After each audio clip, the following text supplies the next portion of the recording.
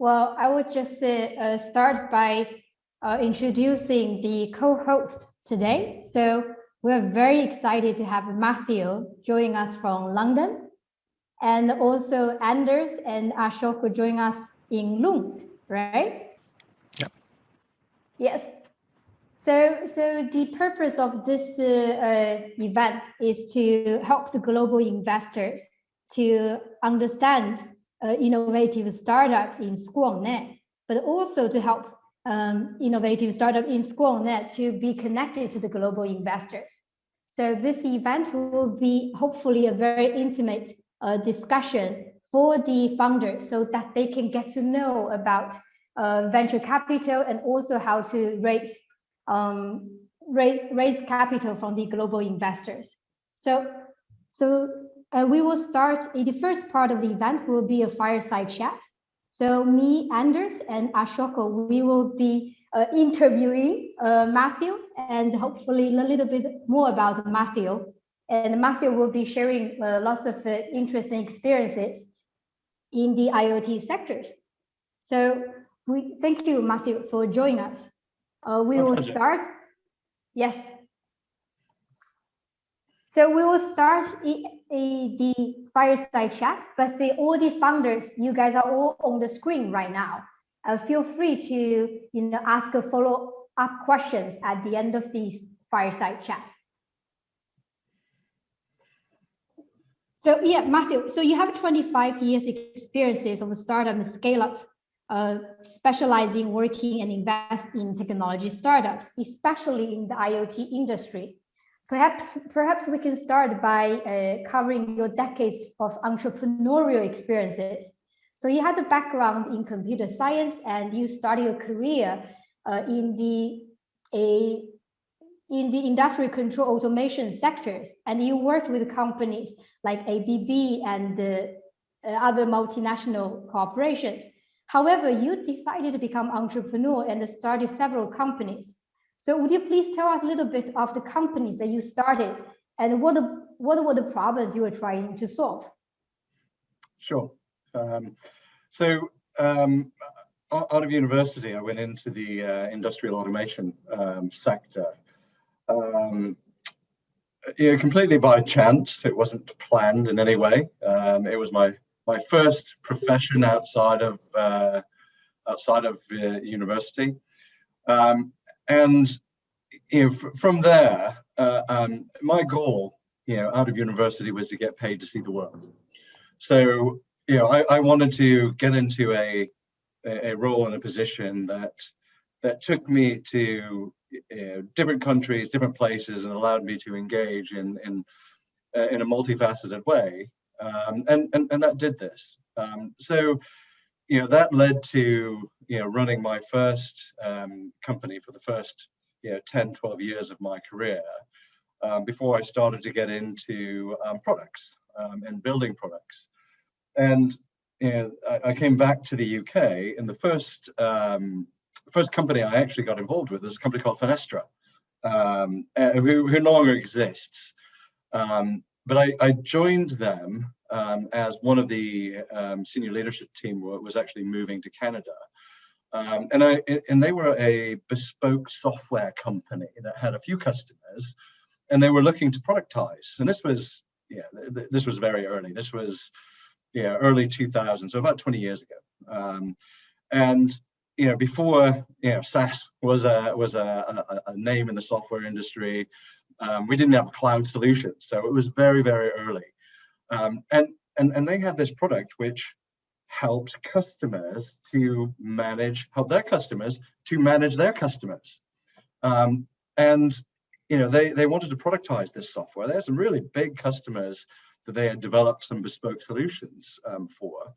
And originally then wanted to take that, build a product, and enable that to scale, which was really interesting for me. So I invested in them, joined them, and 6 months after I joined them, they decided that they didn't want to be a product company. They wanted to be a bespoke IT services company, which isn't why I invested in them or actually joined. So I wound up suing them, getting my money back. And in fact, I sent them about 4 years later, I sent them a postcard that had 3 little letters on it. And it just said, well, one word, Salesforce CRM. They had a product that actually was the precursor to a CRM solution.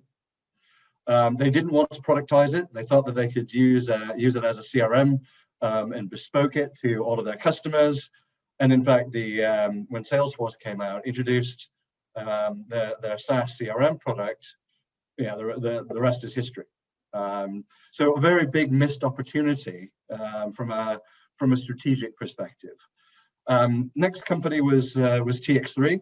That was again a software company for time and performance management.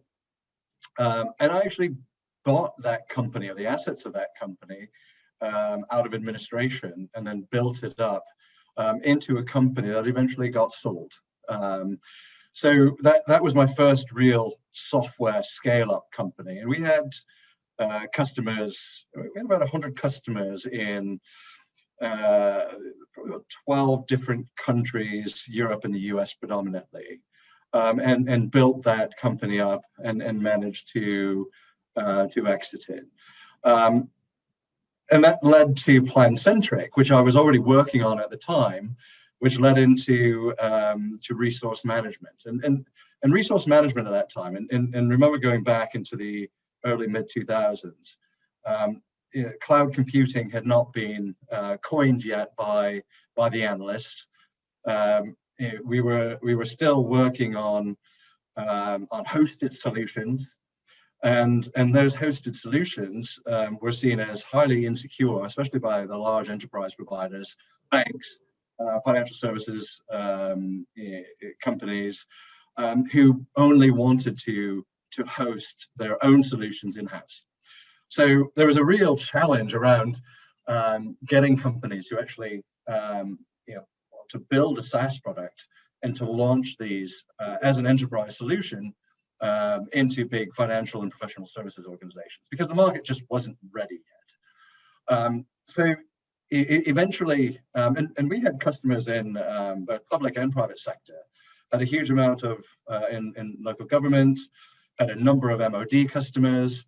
So it was a real challenge building a SaaS product and trying to sell it into customers who didn't have faith in the SaaS model. So it took some time to actually get them over that hurdle, but we eventually did. And Plan-Centric is still operational. It still has a few customers. It's still being run, although there's not a huge amount of time and attention that's being paid to it.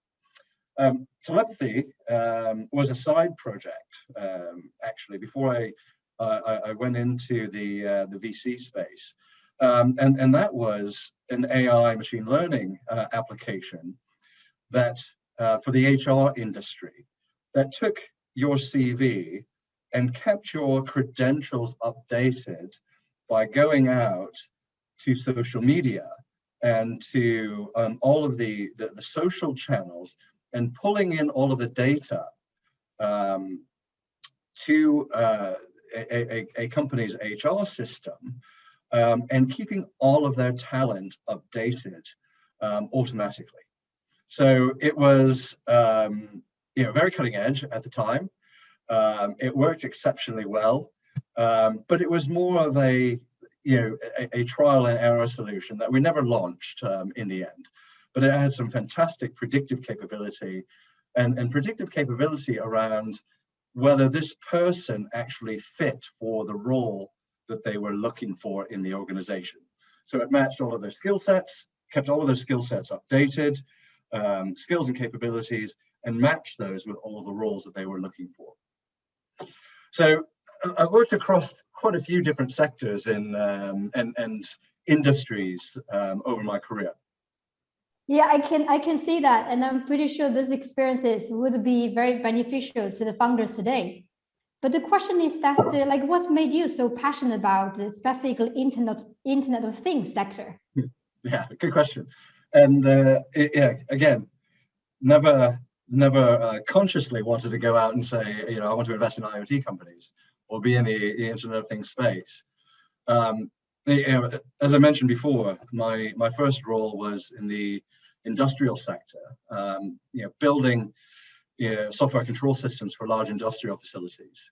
As you pointed out, Zenyatta, my degree was in computer science, engineering, and business. So I had kind of quite a comprehensive background. And I've always enjoyed building things from a very early age. I was always, tearing electronics and things apart and putting them back together and seeing if I could, build other things on top of them. And in school and university, it was really the start of the PC and the computer age.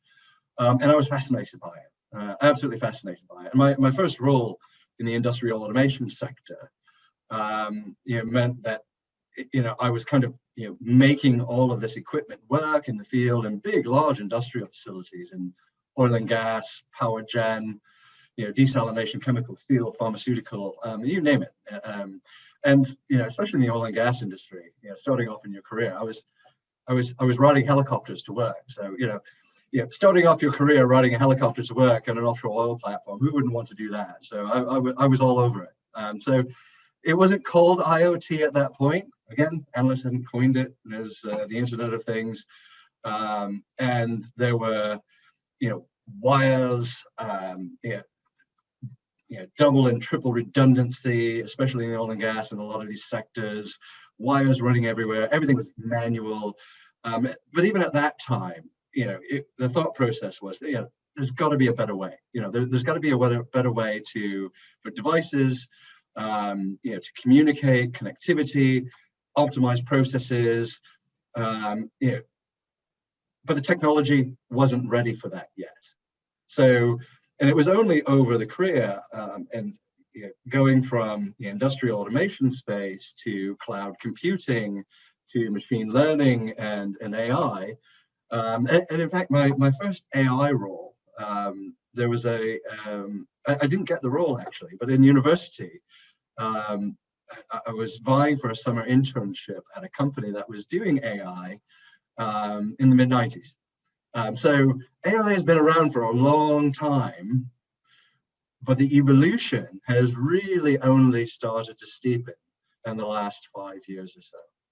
But it's not a new concept. It's been around for a long time, but technology has to be ready for these types of solutions to be adopted in the market. Exactly. And yes, just want to tell all the founders here, because we have 4 pages of questions prepared for Matthew. So, but if you guys have any questions, feel free to jump in and ask any follow-up questions. So I have one to Matthew, maybe yes, please. Matthew, do you happen to know this Connect Blue, Connect Blue, which is, some founders from ABB, the Connect Blue and U-Blocks from Malmo? I know U-Blocks very well, yes. Not as familiar with Connect Blue. Tell me what Connect Blue does.